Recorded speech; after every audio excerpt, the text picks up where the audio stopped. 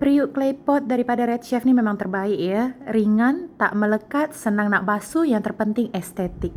Jangan skip dulu sebab apa korang akan menyesal. Mostly orang promote produk ni setakat bercakap-cakap je. Yang ni cantik nak masak terus, so korang boleh nampak macam mana periuk claypot daripada Red Chef ni betul-betul tak melekat. Selalunya claypot daripada tanah, yang ini daripada seramik, dia tak melekat langsung. Yang terpenting ringan, korang boleh guna dekat dapur gas atau dapur elektrik. So sekejap lagi cantik nak masak nasi ayam claypot. Terus masak nasi dengan periuk comel ni. Tengok sendiri, melekat ke tak. Kalau dah suka tu, terus grab di beg kuning cantik, jangan tunggu lama. Yang ni didatangkan dengan 2 saiz, 20cm dan 24cm. Dan ada 2 warna, hijau dan kuning. Lepas masak je, hidang terus. Cantik, mata memandang. Penutup pun estetik ala-ala kayu macam tu. So, jom kita masak.